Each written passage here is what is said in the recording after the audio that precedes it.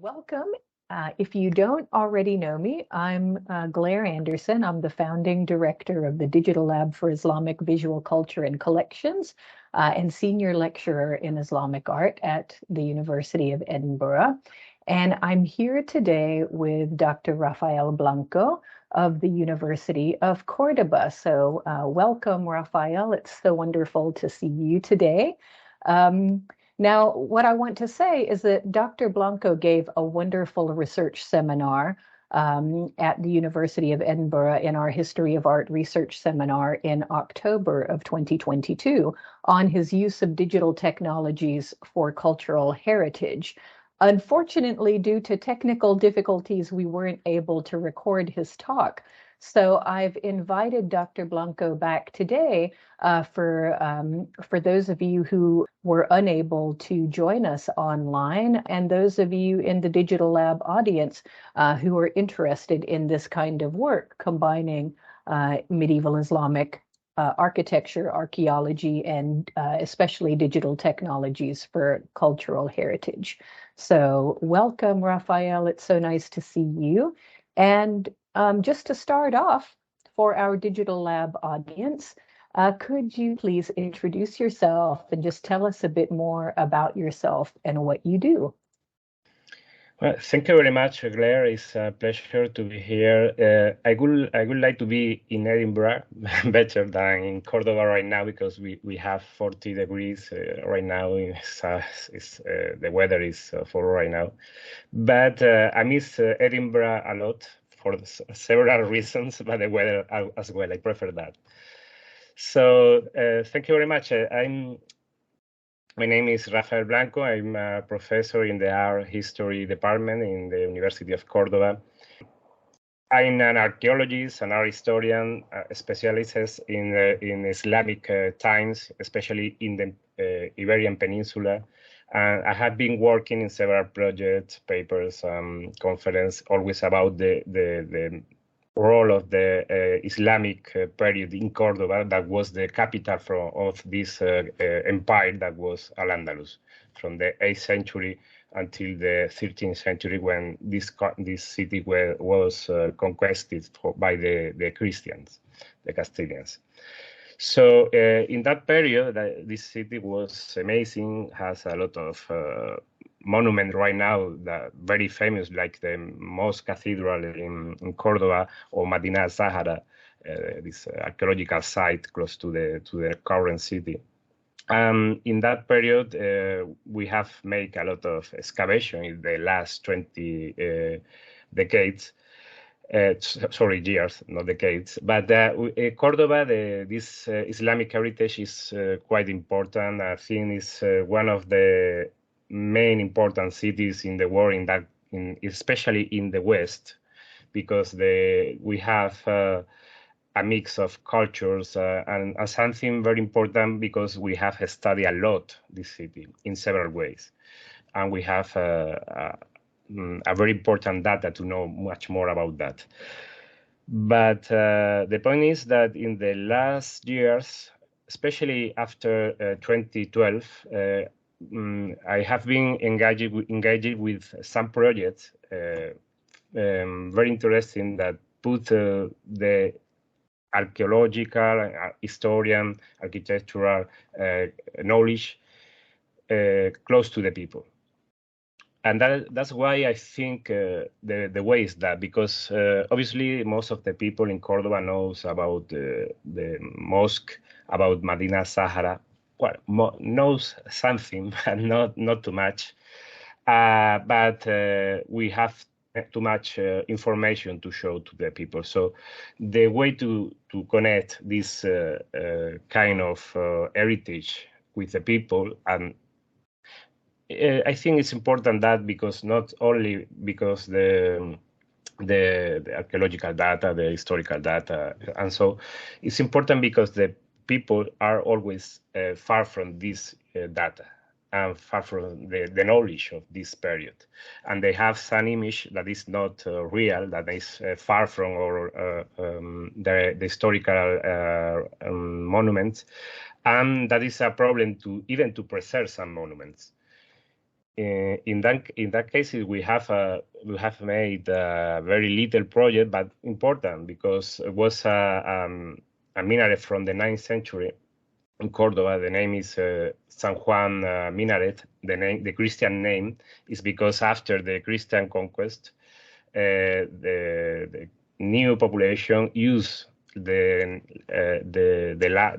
former mosques like churches. So they reuse part of these buildings, and, for example, especially the minarets became towers, with bell towers, and so they use or reused these buildings. And right now, today, we have preserved some of these buildings in our city. It's not only the mosque, the main mosque, the mosque cathedral. We have several types of minarets and former mosques that right now are well preserved in our city. And in that case, we made in 2018, we started a project to restore this building that was in a very bad state. It was close to collapse. And is one of the most ancient building in the West. And we preserve more or less 10 meters of this original building. And but the people don't know. Even people say, well, it's a very old monument. We are connected with these monuments somehow, but it's not something that I know about that, because no information about that, nothing about that. So people say it's something old, very old, but I don't understand what is that.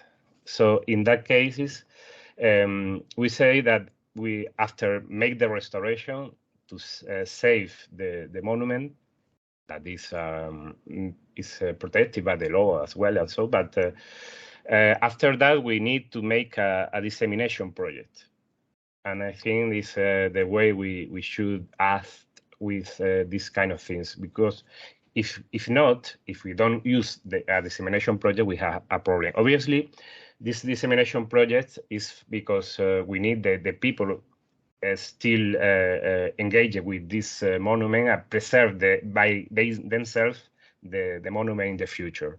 Not only the law or the government, because the law or the government have made nothing for years for this building. So that was a project very interesting, because an association from people, neighborhood, made start this project, and then and afterwards the university and other institutions came together to this same aim. So this is something interesting for that. But we have to preserve this building for the future, for the last decade, the next decade, the next centuries, whatever. And for that, it's important that people know this building in a deep sense, we could say. For that, we made several things, even some lecture or chats with little kids that was in schools close to this building, and some traditional tours with people as well. But we know that we should use new technologies for that. That is important. We have a society that is right now working in an online world, developing their life in an online world with new technology, with audiovisual issues. So we should be connected with this world, with the new situation. And in several projects that I have made before, but in that case was an integral that was understood like a whole. We say, in the project, we have a budget, but this budget is to make the study of this building, because we have discovered several things very interesting in this building. But we have to restore that to avoid the collapse of this building. Obviously, that is the main.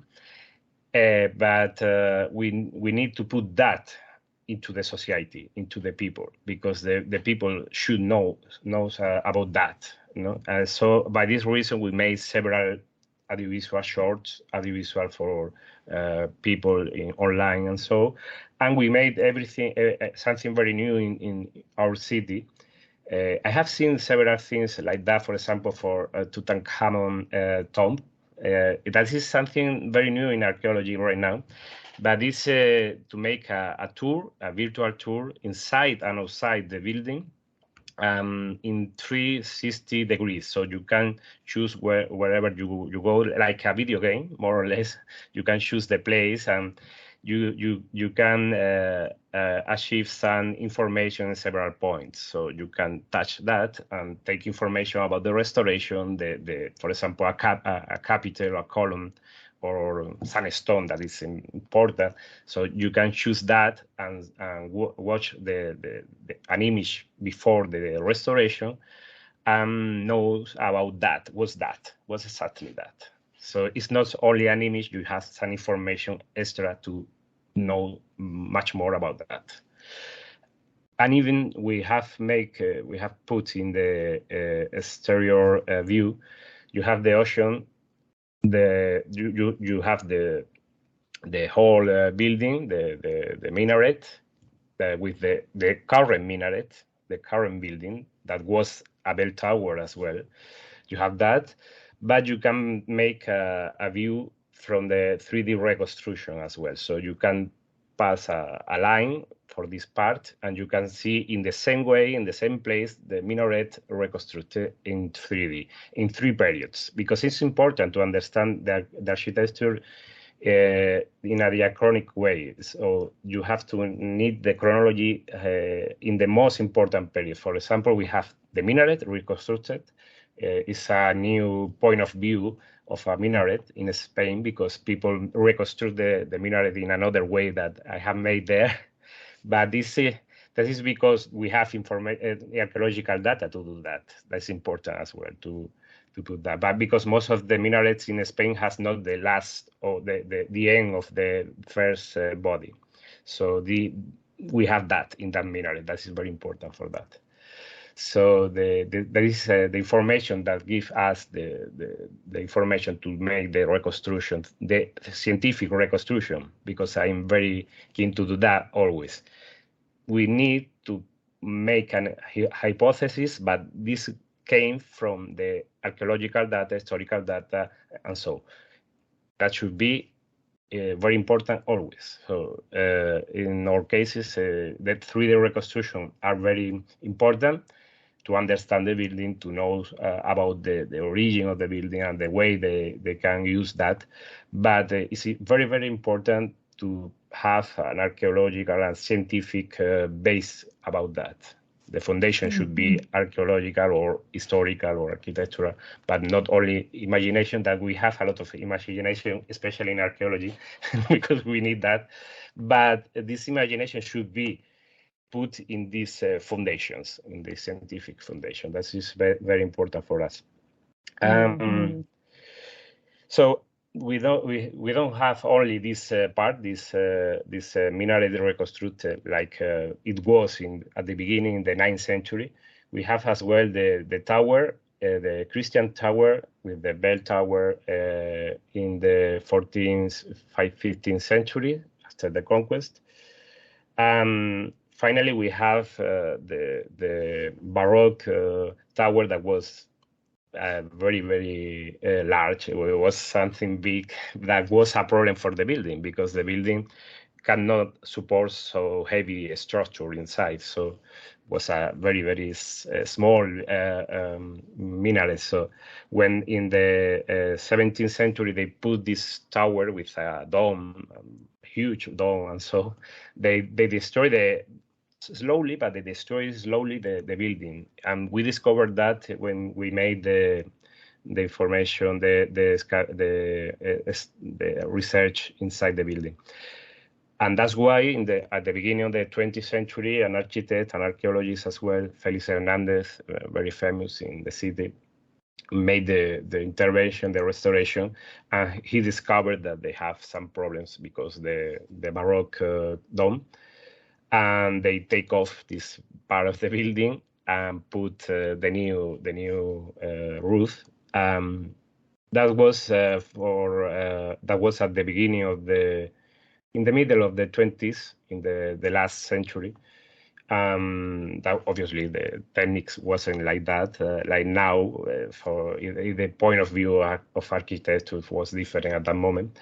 But he made a very, very interesting work because somehow he saved the monument in that moment. Because this third phase, that was the third stage, that was the Baroque bell tower. And so these things are, I think, in this audiovisual project are, I think, well explained through new technologies and this virtual tour, this 3D reconstruction, and so on, this information that you can take, or even in the audiovisual, the short audiovisual. The issue, I have to say my apologies about that, because right now the video is only in Spanish, because we start with the local community. That for us is the main thing. The local community should be engaged with this monument first, and then for everybody. But the first stage, the first step, should be the local community to make this information for the local community. Obviously, we are going to make much more projects in English to share this knowledge with the whole community in general. I don't know if you, or more or less, is the explanation of this special project. My interest, special interest in these issues, in the technology, to make something together. It's not something separated from or research or work in buildings or archaeology. No, it's the same right now. Mm-hmm. So at the end of this project, every project, we should use this kind of things to share with people our knowledge. I'm so happy to hear this. It's exactly the kind of conclusion I've come to myself. I mean, when we first met, Rafael, and that was many years ago, when you were showing me all of this amazing archaeology that's been happening in Córdoba on the Umayyad period. And we talked then about the need to get this kind of information out to a much broader audience. So it's really wonderful to see how you are doing that, and especially through this fascinating project on the minaret. And, we'll put all of the links in the notes so that people can follow your work and learn more about that. But you brought up so many things that are really important for the digital lab and what we're trying to do in the digital lab in terms of getting knowledge that is academic research knowledge about medieval Islamic architecture, archaeology, urbanism, getting that out to a broader public audience. So you mentioned kids, you mentioned the local people who live in that neighborhood in Córdoba who have that very special, connection to this work of cultural heritage that's there and is an everyday part of their lives. And I love that you're, using all of these techniques to make this knowledge accessible to the people who live there, live with that monument every day, to the kids who are curious about it. This is fantastic to hear about.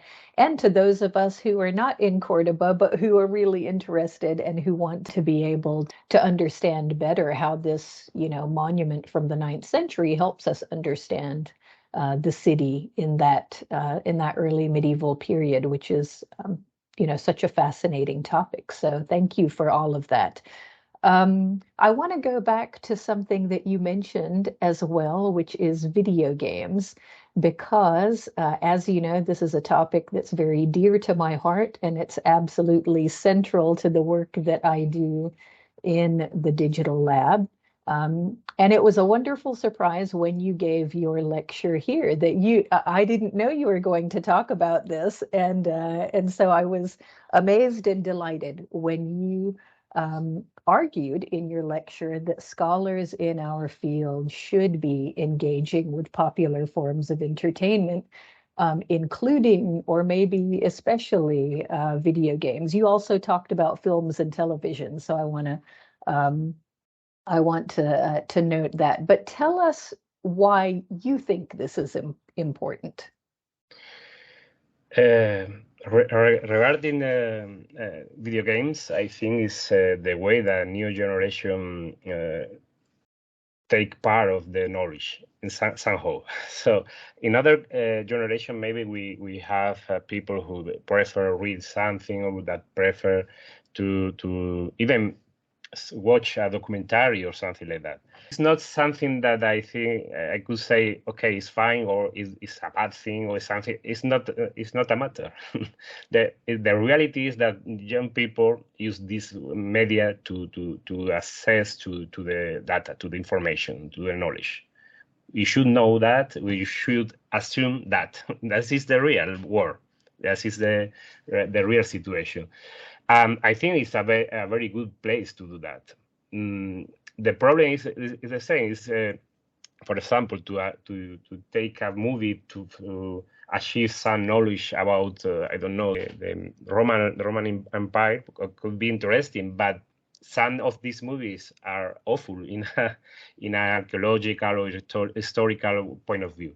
The main thing is, are you using the main experts, the main specialists in this area to make this movie, or to make this film, or to make this video game, or whatever? The point is, if you are using something to make something fine, well, or not. If you are using something that was the case that I put in Edinburgh, was the series from Amazon, that was the El Cid, that was an historical figure in Spain, medieval Spain, and so with the Christian and the Muslim as well, and they reconstruct a mosque in Zaragoza, medieval times in the 11th century, like a mosque in Turkey in the 16th century. So no matter, it could be the Blue Mosque in Zaragoza in the 11th century. For them, it's not a matter. That could be fine.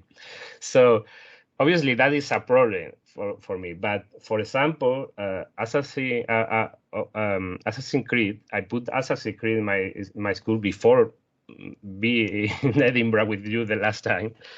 And was amazing because I used Origins, the Assassin's Creed that was about the ancient Egypt, with my students. So, and was a very, very interesting experience, that very good experience as well. I used this video game with my students because they should go by this world, this ancient world, and choose a building.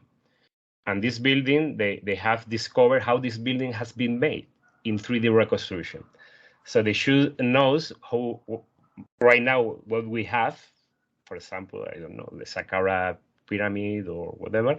So they use this building, and they use they should know the scientific way this designer has made the building. So it's very interesting that, because they use scientific bibliography and they enjoy a lot the way to do that. So they are progressing, taking knowledge about that, but at the same time, they are engaging with the project because for them it's very funny to do that. They prefer this world where they use that. And even they know the difficulties of the archaeological science or the historical science, because they discover, okay, there are several things that we don't know right now how to do that, but we can imagine that, making the comparison with another buildings, with some writing sources, some similar things. So it's interesting the way they do that, and I have enjoyed a lot to work with them in that way. So in the case of Assassin's Creed, it's very interesting because they have the Discovery Tour. So this is a world when you don't have to make proof or to make challenges or something. You can move everywhere, and discover the buildings and take archaeological, historical information about this building, this thing, this whatever. So it's very interesting that. And for me, it's the way for the not for the future, it's for the present. So it's the present, the current society is developing. The young people is developing their work in that things, and I think it's very important to make the archaeological historical hypothesis. No, it's great, and I also discovered the Discovery Tour, and it was the Origins one as well that I played when I suddenly found myself in the first UK lockdown.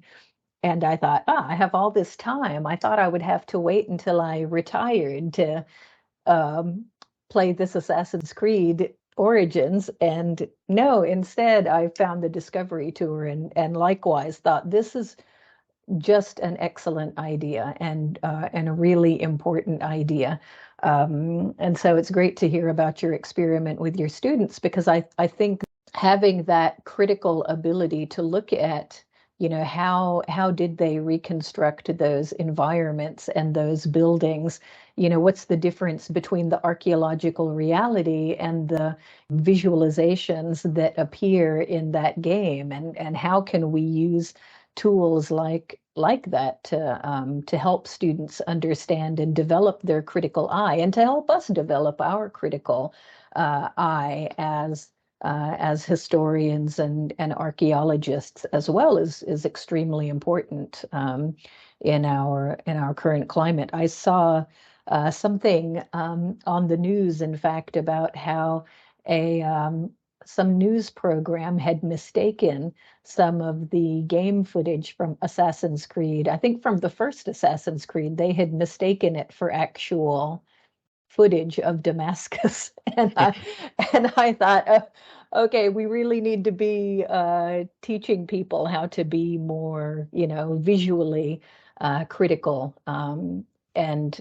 able to, to understand what it is we're seeing, how it's been created, and so forth. But I couldn't agree more about what an important resource and an important tool for learning these sorts of games like the Discovery Tour and Assassin's Creed are for our students. I feel exactly the same.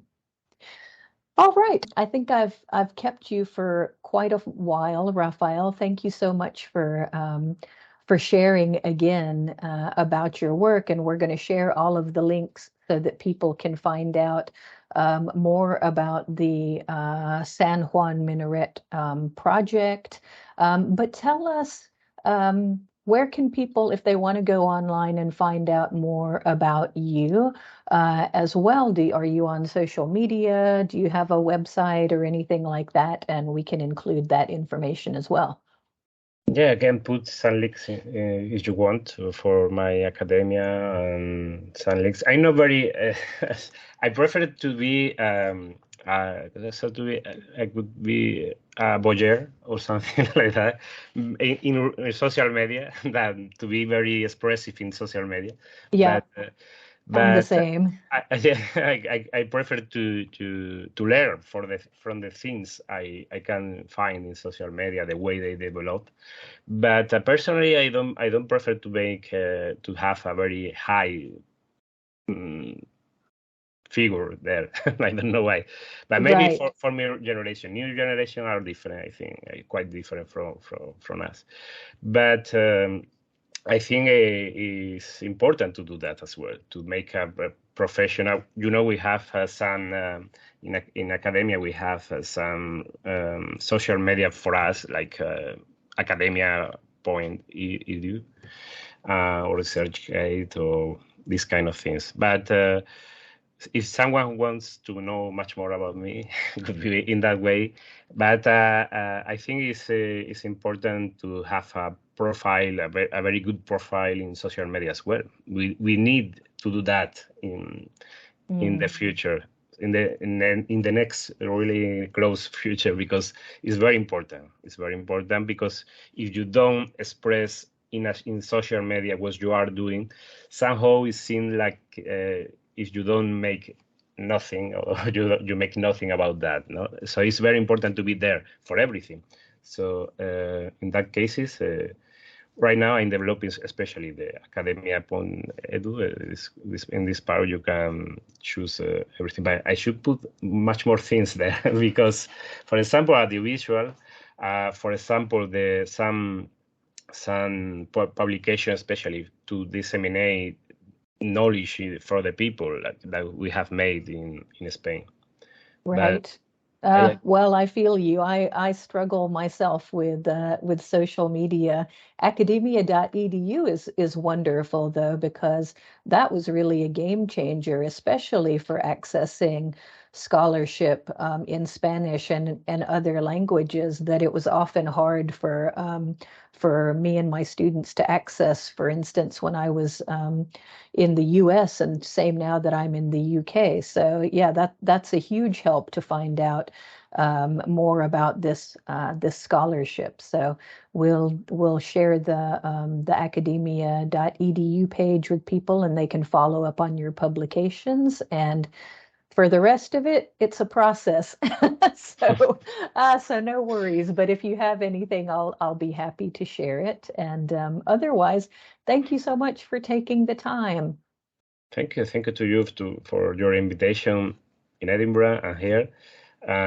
I always your disposal. So Oh, wonderful. And hopefully I'll see you in Córdoba in June as well.